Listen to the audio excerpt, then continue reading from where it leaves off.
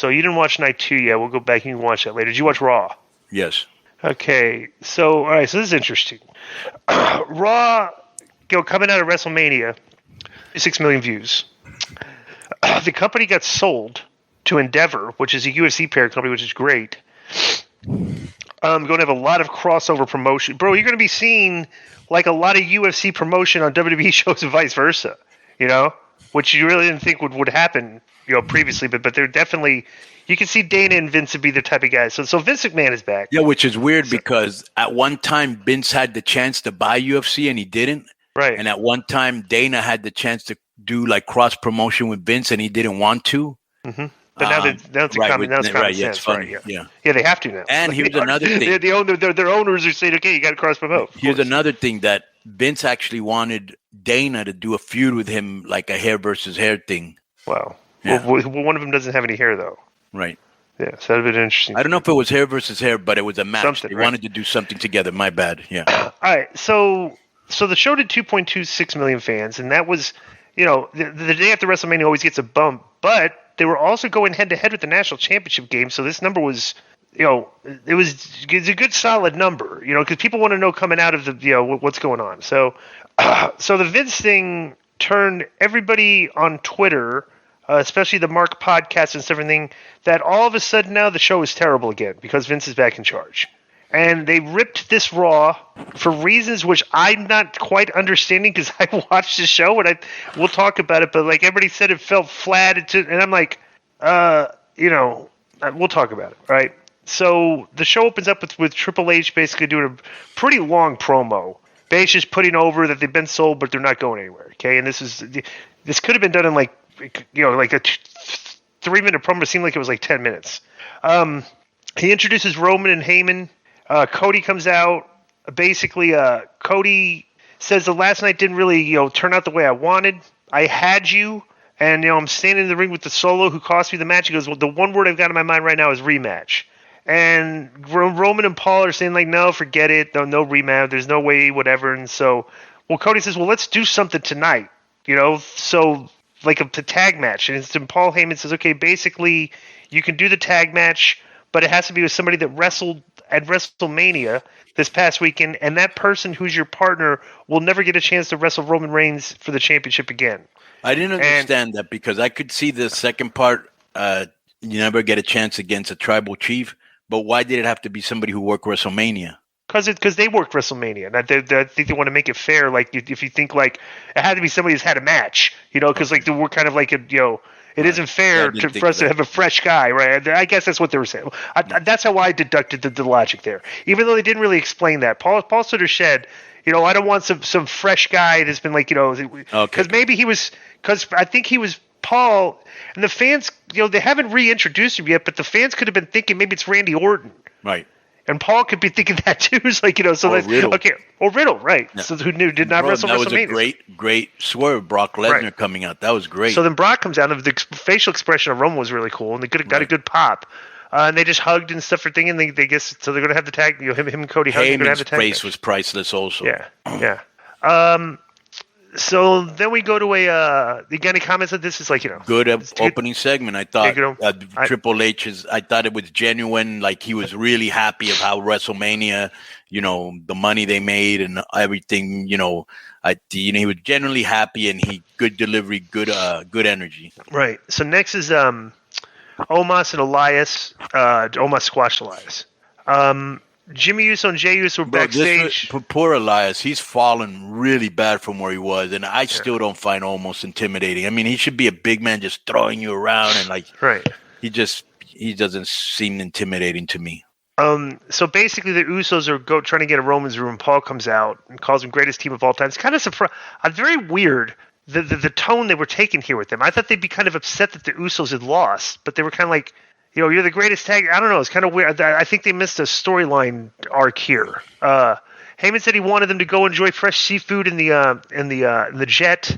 So I guess they're not going to be on this show. Is the way the setup they're trying to. They're not going to be here. So. But is this the one where he goes in and tells Roman, "I took care of them"? Yes. So something's happening, bro. Yeah. Obviously, something's happening. Right. There's little breadcrumbs here. There's going to be an ascension somewhere. Right. So next, Ray comes out and hugged Bad Bunny at ringside. Bad Bunny's at ringside again. Hugged him a couple times. They did the mutual respect thing. I said he wouldn't be read. You deserve a chant for Ray for the Hall of Fame. Ray said he wouldn't be there without the fans and thanked them. Then Theory comes out and cuts a promo on him. Crowd starts chanting, "You tapped out at him," because he did tap out against John Cena, but the referee was out. And Theory told the fans they tapped out for not believing in him. Theory entered the ring and called Cena, claiming the Raw after WrestleMania crowd was going to eat him alive. So he asked, where are you guys at? You're not eating me alive. That was pretty funny, I thought. And they basically, this is kind of lazy booking, but where they have a match right there. But maybe I guess it was this match? Did I miss something here? Was this a scheduled match, or did they just make the match here? I think they made it there because the title wasn't on the line. Right. But they do a good match, and basically Dominic came out and did the distraction for Ray when he's going to do the 619. He knocked him off.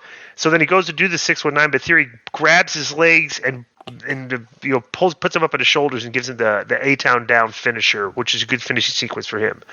So after the match, Dom and Damian Priest come in the ring, and Dom attacked his father and pointed Bad Bunny at ringside. Dom entered the ring and approached Bunny, and they exchanged words in Spanish. But Dom turned to leave, but Bunny said something to Dom, who turned around and swung at Bunny. Bunny blocked it and punched Dom out. Yeah, just so you know, in Spanish, basically Dom was telling him, don't interfere in family business. Okay, so Priest pulled Bunny over the barricade, and Bunny shoved Priest and turned and punched Dom again. Then Priest put Bunny down with a vicious clothesline. Then they cleared the announce table, and Damian Priest choke slammed Bunny through the broadcast table and left him laying. And like they did an injury angle on, yeah. Yeah, it looked good because Bunny, since he doesn't really know how to take it, he kind of went all over the place. You know what I'm saying? Yeah, it looked chaotic. You know. So that it didn't look clean, which made it look better. This was a good angle, I thought. Yeah. So so right off the bat, so the funny thing about this is people. We'll talk about this at the end, all right?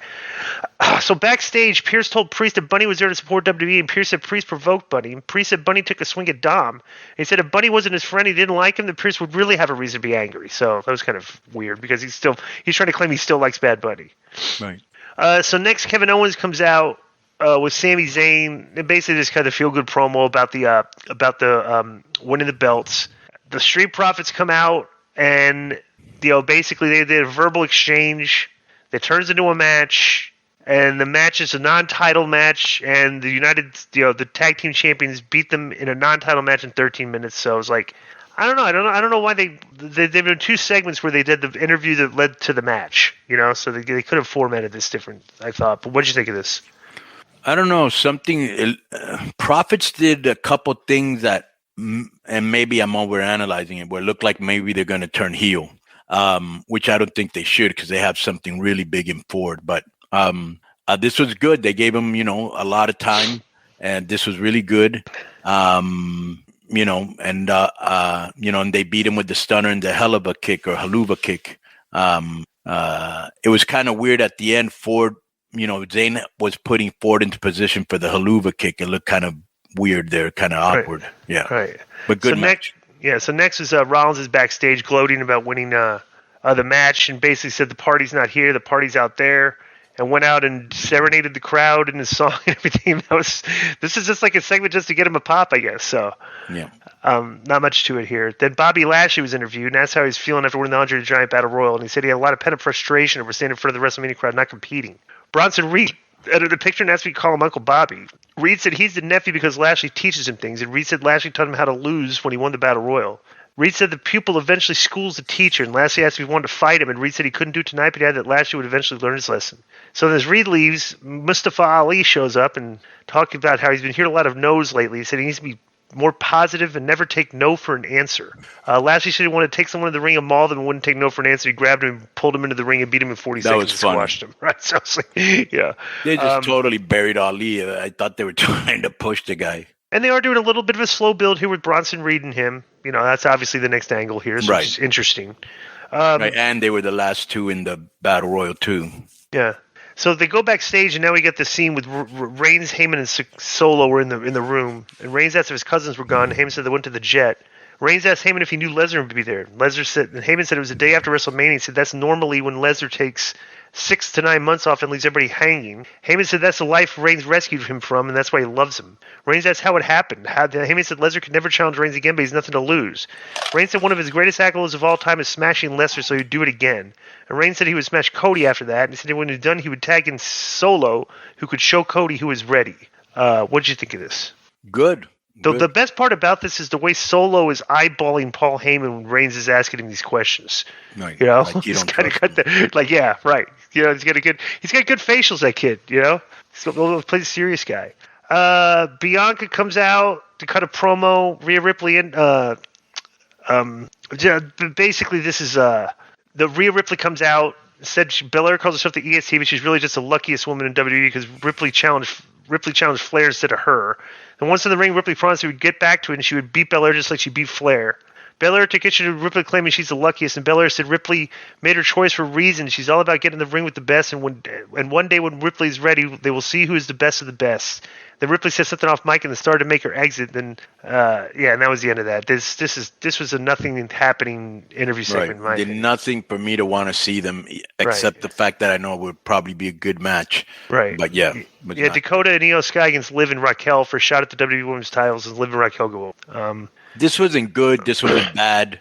You know what I'm saying? I don't watch I'm not into the women. I fast forward. Right. Yeah. It's like until they give me a reason to watch these matches, like if they have some storylines and stuff going on, I'm skipping right through these. You know? And you really can't knock me for it either because I read it as like it reads like nothing's going to happen, and I read it and read like nothing did happen. Right?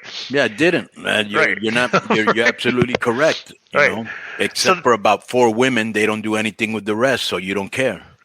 That's a little tidbits, breadcrumbs here. They show Miz walking backstage, and they pass Otis, who's sitting in a barber's chair while a man styled his hair, and Chad and Gable and Maxie Dupree were arguing with each other.